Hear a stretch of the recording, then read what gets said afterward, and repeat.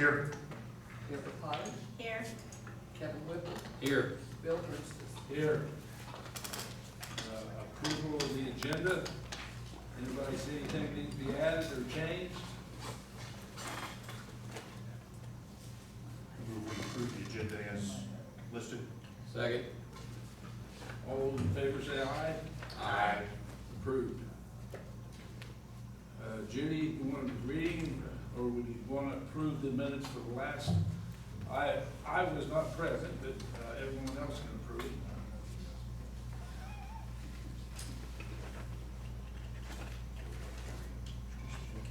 I make a motion we approve minutes for the May 24th meeting.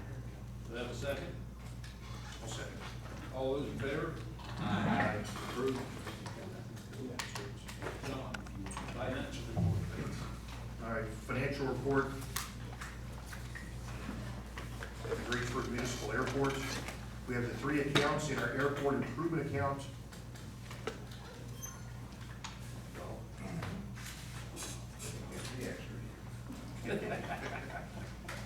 Airport improvement account, $773,195.54. In our aviation road refuel account, $64,097.64. Airport operations account, $425,761.42. The total of all 3 accounts combined, $1,263,054.60. Thank you. Oh, under old business, I had myself down for that, but I think we're gonna ask Zach to report on the runway construction. Okay, do I need to call up and talk to you? Please.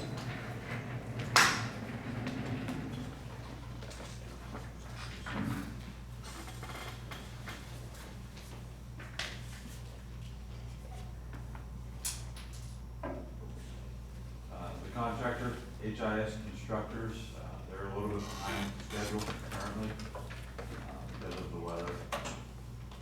They moved to working 6 days a week and 12 hours a day during the week to try to catch up. But they are still a little bit behind. They'll continue to install storm pipe and remove dirt. That's pretty much it. Any questions? I would tell the board how they survived the rainstorm. Well, it definitely washed away a lot of the erosion control measures, and they spent about 2 days reinstalling all of that. It was about 6.5 inches of rain in 15 hours, which is about a 100-year storm. Erosion control on construction sites is generally designed to withstand 2-year storms. So a lot of water in a short amount of time washes things away. They had some pipe backfill washout on them, and they had to backfill that again. And they reinstalled erosion control measures so that dirt and erosion doesn't leave the job site. And we'll just hope that that doesn't happen again. How far behind are they? I think they're about a month behind right now. That was my next question. You said they may finish in November, but they were originally scheduled to finish, you know, was it October? The original 23rd, right? The original contract was 230 calendar days from March 8th, which is about October 20th, give or take a few days. Okay.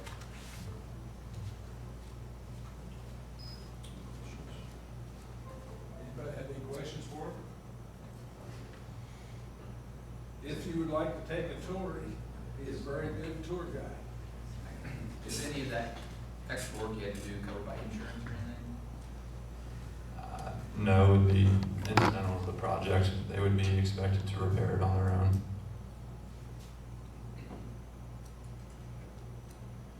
Had there been more significant damage, I'm guessing they would have used insurance.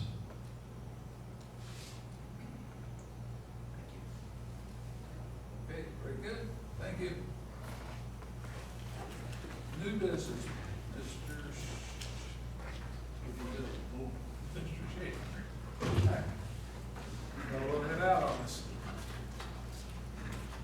do this first, and we'll do that. That's tall. Thanks for that report, Zach. Zach's been working some long days out there trying to help him get caught up, so he's been putting in 12 hours a day out there on Saturday too, so the contractors, I think, gonna do their very best to try to make sure we're tidied up for fall, but we'll see where we're at. We've got a pretty heavy agenda tonight from engineering, and then the last action item is seek your permission to advertise the next phase of the project.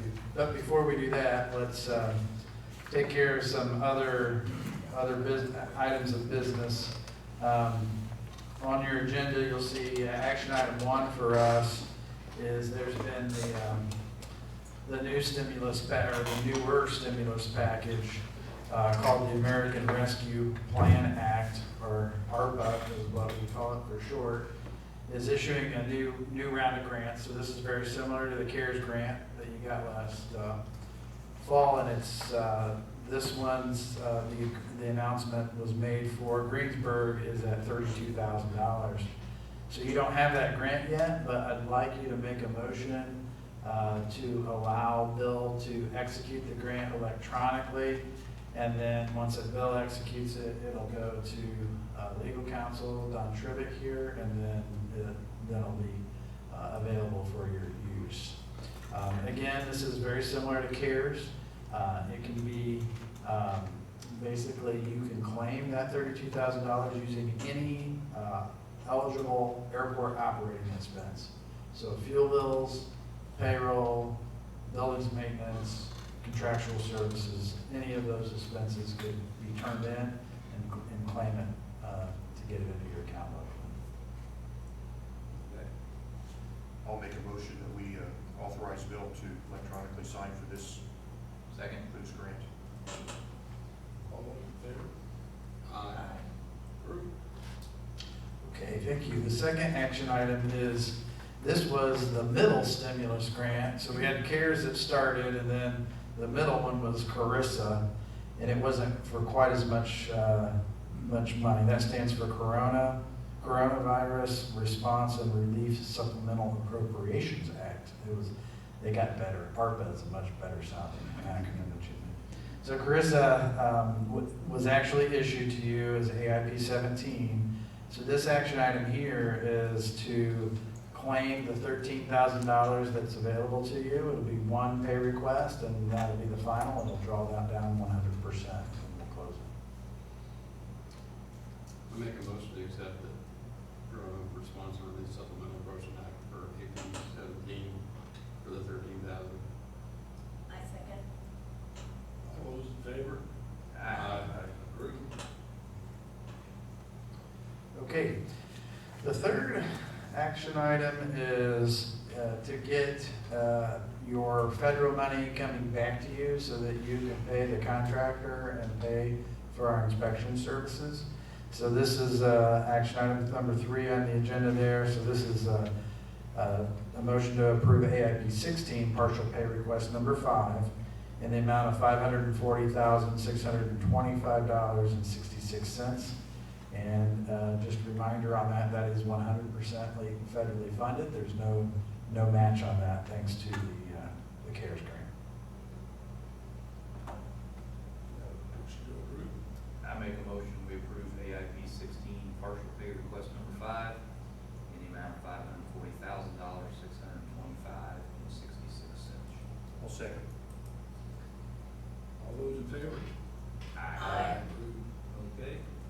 Okay, the fourth action item is a motion to approve the contractor's progress estimate number 3 for HIS constructors in the amount of $509,320.52.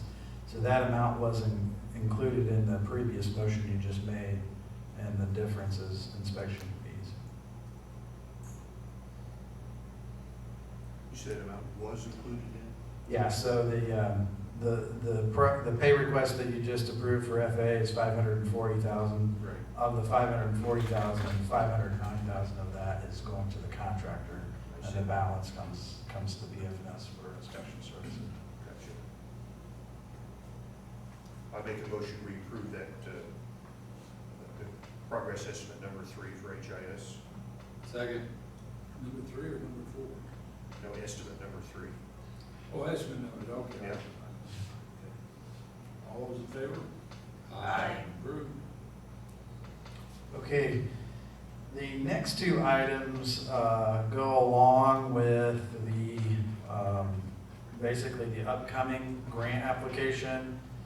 So the number 5, I sent in your packet, I didn't give you the full copy in here, but I sent with you a draft inspection agreement for the services for the paving and lighting phase that we're going to ask you to have permission to advertise next, to receive bids in here next month. But if you'll recall last year, with all of our services now that are over $100,000, the FAA requires a independent fee estimate. You normally want to select somebody who's not in the market performing work, so we kind of look to adjacent states. The company that did it last time was Fourth Engineering, and they're out of Louisville, Kentucky, but they do aviation work, and they've agreed to provide the independent fee estimate on this one as well. So the 5th action item is a motion to engage Fourth Engineering to conduct the independent fee estimate for BFNS services under the fiscal year AIP 21 grant. And those are for inspection services for phase 2 paving and lighting. And I believe the last time I believe they charged $9,000, but there were 2 contracts. There was design and inspection. This time there's only 1 inspection. So I believe it'll be $4,500 to do that. And that's 100% reimbursable under the grant. Do you have a motion to approve? I make a motion to engage Fourth Engineers to conduct the independent fee estimates. Have a second? Second. All those in favor? Aye. Aye. Okay. Number 6, motion, action. Okay. And then if, also, as the board, since you have a copy of that agreement, I won't ask you to execute that tonight, but we will ask for execution of that agreement next month when we get the bids in, because it's required for the grant application. So feel free to take a look at that agreement that we circulated, and if you have any questions, just feel free to email me on that or give a call. The sixth action item is a motion to approve the advertisement of the runway 119 paving and lighting phase, and that would be to receive the bids on July 22nd. And I brought a plan set here. We can do a quick, we'll look through the first few pages of it, which are the scope of worksheets. We won't look up all of the sheets that can be quite lengthy. So, I'm real quick on this, on the paving and lighting phases. Basically, we get the bids in on July 22nd. We're planning a pre-bid meeting on July 8th at 1 p.m. where we'll actually go out, take a look at the site. You know, as we go into this fiscal year, you'll recall the estimates that the FAA is working off of were actually generated 3 and 4 years ago. And with escalating construction costs, obviously we're concerned. If it were a typical 2 to 3% inflationary adjustment over those years, we wouldn't be too terribly concerned. But we have seen construction costs go, you know, the low range has been 30% higher, the higher range has been 60% higher. So on a project like this, that could be, you know, a $2 million delta between what we estimated and what it could come out at. So we're talking potentially $2 million higher.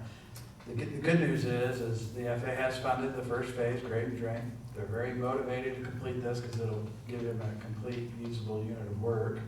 And it's 100% federally funded, so your match in this particular case won't go up or down. So, looks like my computer just turned off too, so I'll move over to this microphone. You may need to turn it on, Paul.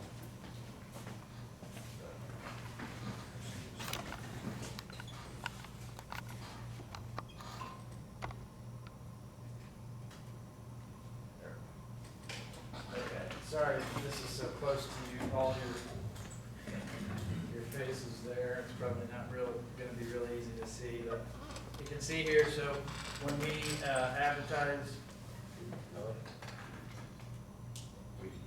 can you hear me back there? I think so. Okay. So when we advertise this, we're talking about the paving and lighting portion. We're anticipating that being AIP number 18. We'll ask you to sign this title sheet tonight. If you approve the advertisement, you can see these are all the sheets that are going to be in the plan set, which is quite 74 sheets. So the good news is we're not going to go through all 74 sheets today, but I do want to go over the scope of work so you can get an idea of what we're proposing to do here. So in this phase of work, you can see the old runway is right here. You can follow my cursor there. That's the old runway. So what gets built here is the actual new runway alignment, 119 here. And that is going to be phase one. We'll go through the sequencing. So they'll actually go out and pave that and install the lights. These UD symbols are the under drains, so that gets under drains to drain all the pavement out to the swales on each side. And that'll all be phase one. Phase two will be this connector into the old runway, which then becomes a taxiway. We also have these tree trimming down here on this part. Now, inside the rectangle, this rectangle that I'm highlighting here, will actually be tree clearing. That's what we own and fee simple here. There is then aviation easement beyond that, which is this outline here, which they won't be cleared, they'll just be trimmed. And we're working on some of this area down here that Don's going to be talking about here in a little bit. But that's in the plan set. And then up here, this is the old runway alignment. So the pavement will be removed. The new electrical vault will be right about here where the cursor's at. And the pavement on the old runway will be removed north of there. The south of there, we'll keep it in place because we'll want to have access to the new electrical vault. And then down here, this runway will become a taxiway in the event somebody comes along and wants to build a big hangar or something. We could use that as a good place to build off of there. So I'll go here next. These are basically illustrating the different phases that I just talked about, how phase one is basically the bulk of the paving. It's everything in this blackish red color on the screen. And then phase two is everything in the blue. And you'll see that there is a little bit of red right here. That's the electrical vault. So the electrical vault will be constructed at the same time all of this is being constructed. And then once the point here is we want to keep the current runway open as long as we can during construction. But when we get inside the runway safety area, we have to close it. So that's why there will be a phase during this phase two in which the airport is closed in its entirety. So that's phase one, and then How long would it be closed for? that's what I'm going to show you. Okay. This next phase here. So let me zoom in on that. It's 30 calendar days. I'm trying to get to where you can see that a little better, maybe. So there's the phase two phasing right there. So it's going to be 30 calendar days where the airport's basically going to be closed down to all traffic. And the reason is because it's gonna take a little bit of time to dig out the old runway and connect all those electrical circuits in there. So that would be, depending on how the grant timing goes, if, we're assuming that we're not gonna get a grant on this until right at the end of this fiscal year, which will be September. So there's not really gonna be any time to start on this, and we need to finish the grade and drain anyway, and right now their schedule's got us going through November. So this will be a spring start, and if everything goes perfectly, they're opening this in July timeframe. And so this, you're looking at the month of July, which is in an ideal world if everything goes perfectly, which is not ideal in airport world. It's one of your busier months, I know, but we want to try to get the runway back open as soon as we possibly can.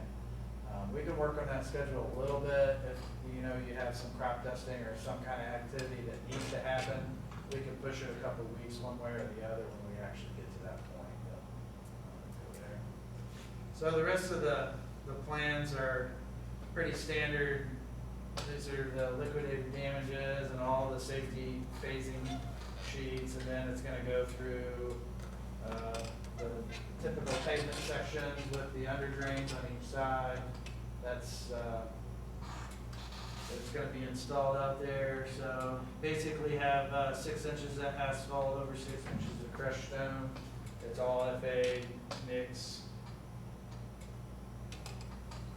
And then this kind of describes a lot of the geometry and then the profile grades. So this is getting pretty geeky and down in the weeds, so I'll stop there unless anybody wants me to go on with the detailed explanation of that. But Oh, I got a question. Why, on the removal of the north end of the existing or old runway, why remove it as opposed to just leave it there? well, that's a good question, John, and we may, if budgets get real tight, we may end up leaving it in there. Initially, we were gonna leave it in there, and, because we are paying, we do have to pay to physically remove the asphalt and then fill it back in with dirt. And so there's about 1,500 cubic yards of material that we're gonna need to put back in there. So it costs money. So the question is, why remove it? Well, the main reason is pilot confusion. We don't want anybody mistaking the old runway as a surface that they can operate, take off and land on. Even if you put X's on there, we've already had some local requests for RC club and so forth like that to operate remote control airplanes and things out there. And those are just not a good fit for where the new runway end is going to be. It'd be right in the approach. So to eliminate all that, just to make sure we have the safest operating environment that we can, we'd like to remove it, particularly when it's 100% fed foul. Also, if you leave it in there, you're going to have to maintain it to some degree. So we'll rip out that. Now the rest of it is actually usable for other purposes. So, but it's certainly an option on if the grant comes in over, or if bids come in over and we're tight on grant funds, that could be something we could trim out. If you trimmed it out, could it be done perhaps on a future date or future? Absolutely, yeah, we can trim that out. And if it gets real tight, I could see the FAA potentially saying, okay, well, we can only afford paving and under drains, and then pushing lighting and pavement removal and that even to the next year. Hopefully we don't get to that, but at the time, at the same time, we're at the mercy of writing the check. So we'll certainly ask for it all and see how much they can get us. Any more questions on the plan set? Okay. I provided a copy of the advertisements in the back of your packet. You're welcome to pass that along to any contractors you know. Competition here on asphalt paving has been a challenge. Traditionally, we've only had Milestone and Naval Mara Contracting have been our bidders when it comes to asphalt pavement out here.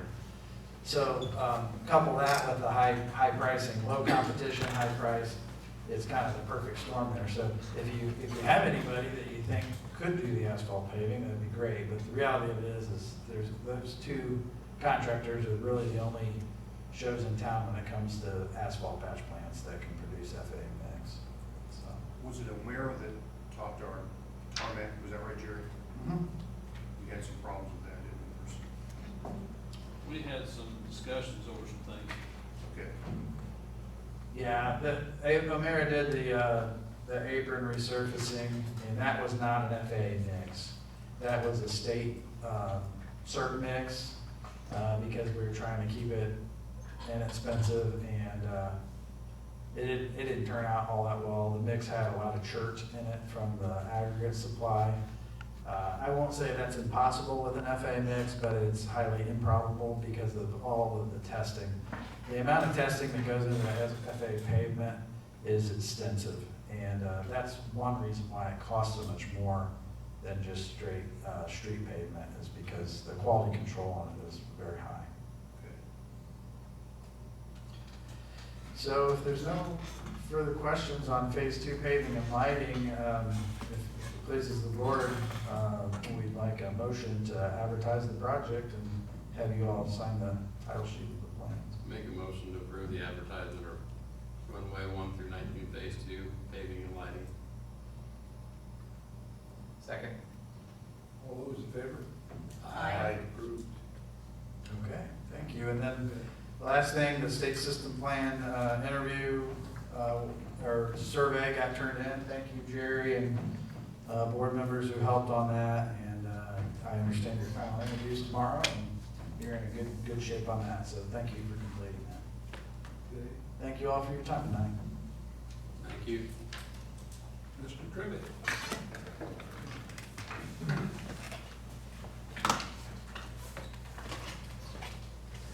Thank you, Bill. It's nice to be here and see everybody. It's been, I was looking at my calendar, getting ready to come down here, and I realized it's been over a year since I've been here.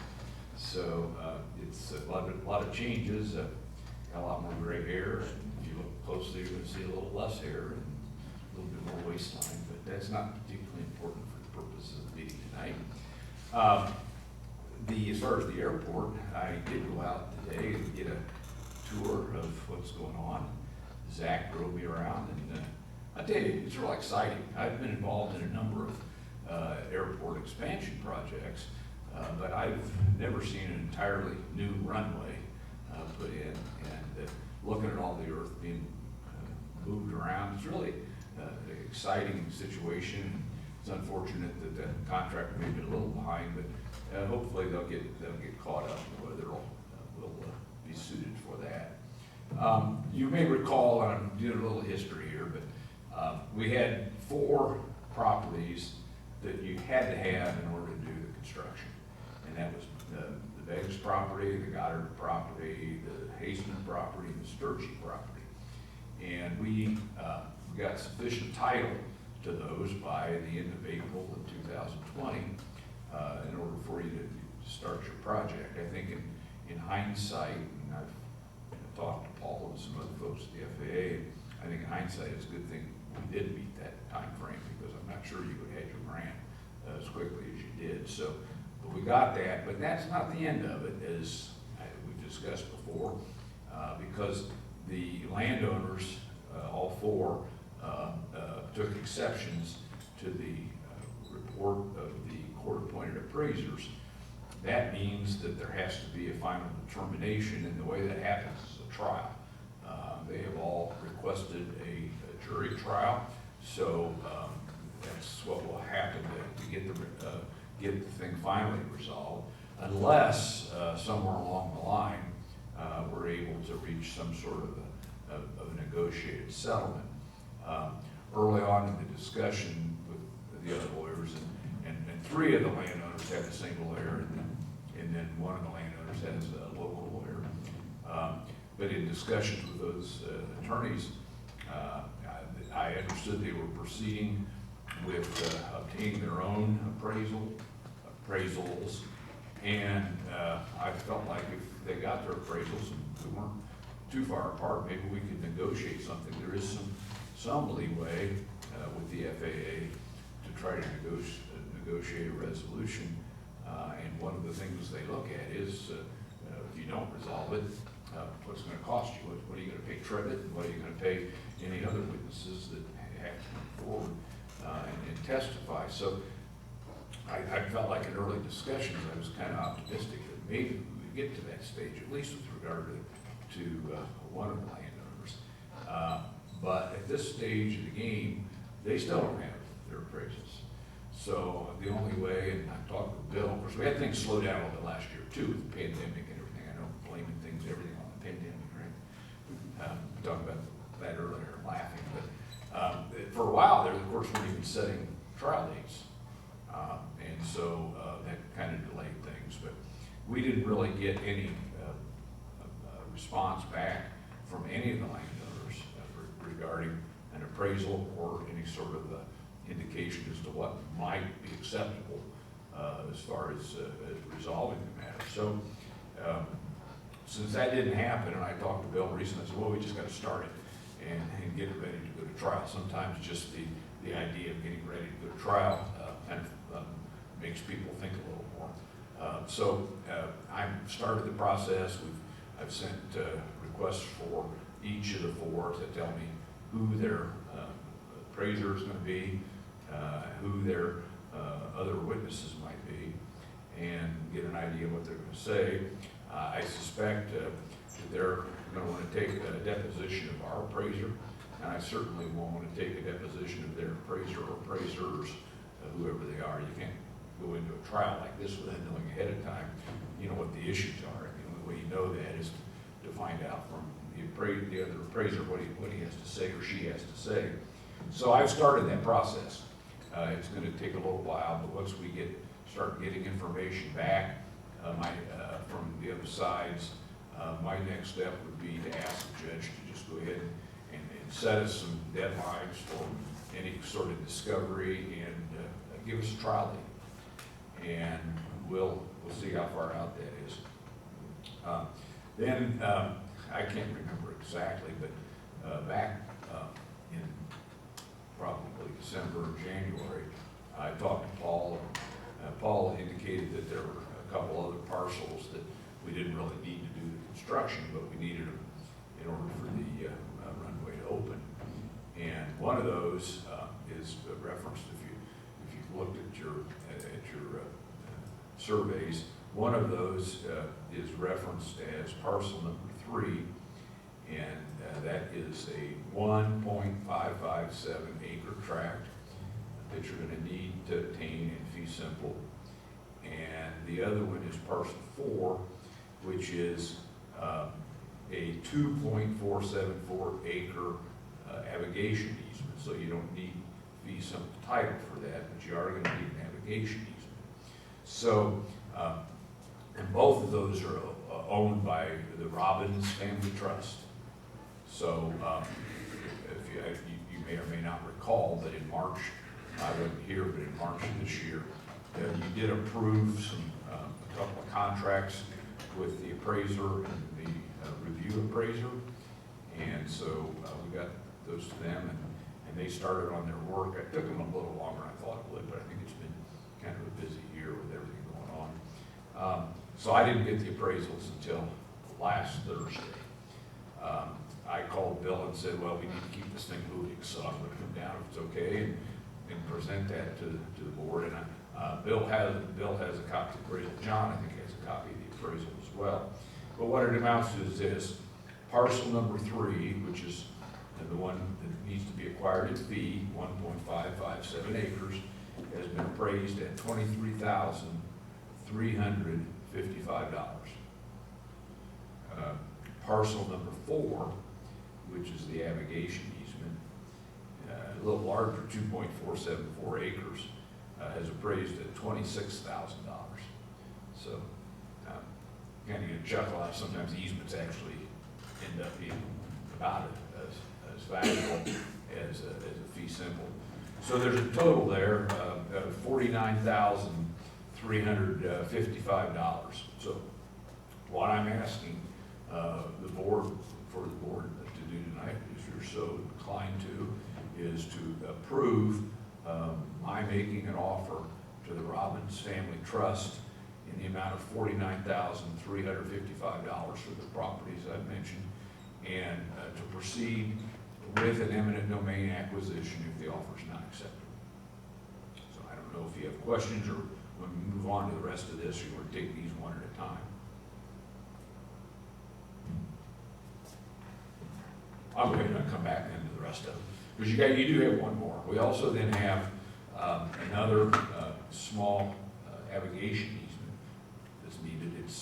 It lies on a 34.0292 acre tract. It's in the far south, I think my directions are far south west side of what is going to be the new airport and the new runway.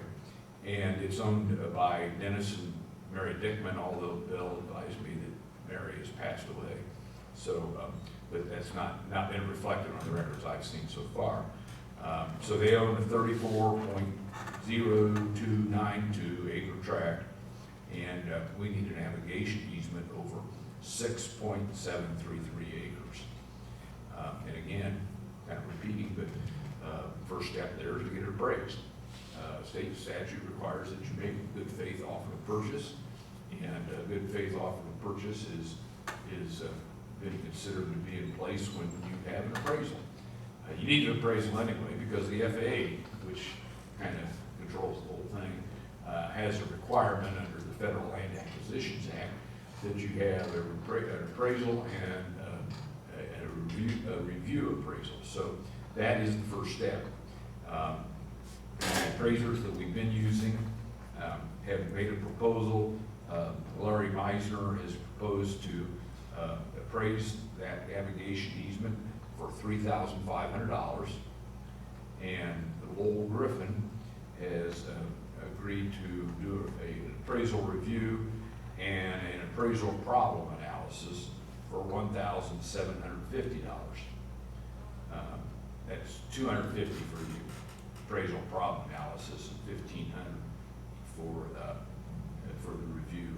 So there again, I'm asking for the board to approve tonight the agreements with the appraisers, $3,500 for the appraisal, $1,750 for the review appraisal and the appraisal problem analysis. Work backwards, I'd make a motion that we approve the appraiser and review appraisers and the amounts Don Trickett just listed for the Dickman properties for the navigation easements. Second. Any discussion? Not all those in favor say aye. Aye. Approved. And then going back then to the offer to the Robbins Family Trust. And I'll also make an offer that we, or make a motion regarding the Robbins Family Trust that we extend to them an offer in the appraised amount, and also go to him in domain if necessary, the amount that Mr. Tripp mentioned. Second. Any discussion? Not all those in favor say aye. Aye. Approved. That's all I have. Unless there are questions, if there's anything anybody would like. You brought those with you for me to sign? Yes. That's fine. We'll get them signed up after the meetings. All right, thanks. Good to see everybody. Thank you. Jerry?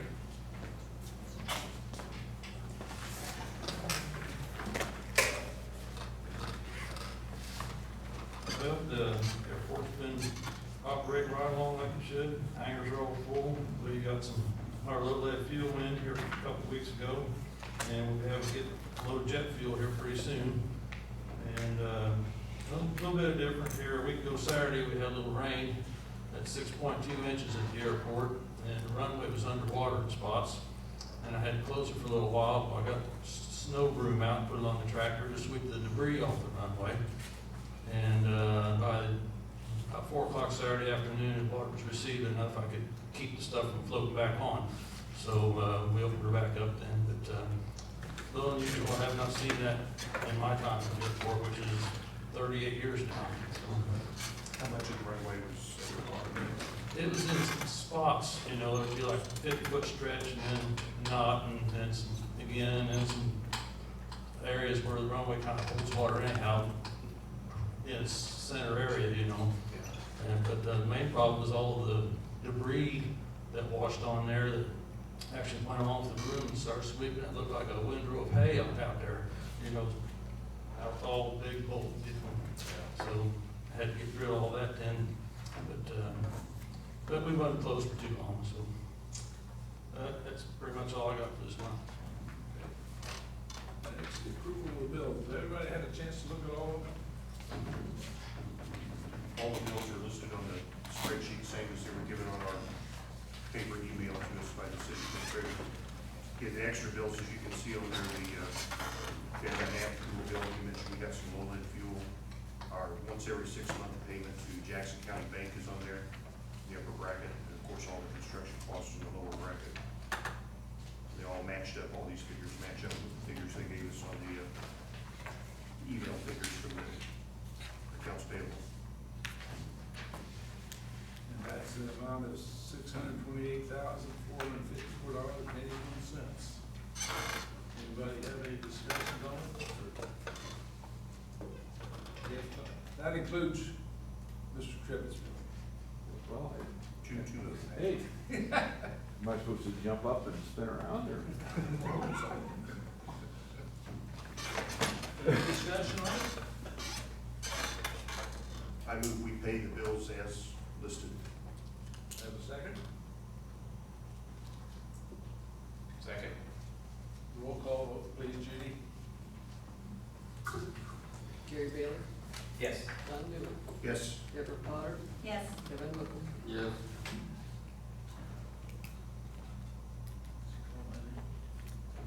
Bill Armstrong. Yes. Okay. Any comments from the board, or the audience? Anyone have anything they'd like to add to the? If not, I'll accept the motion to adjourn. Make a motion to adjourn the meeting. Second. All those in favor say aye. Aye. Approved. All.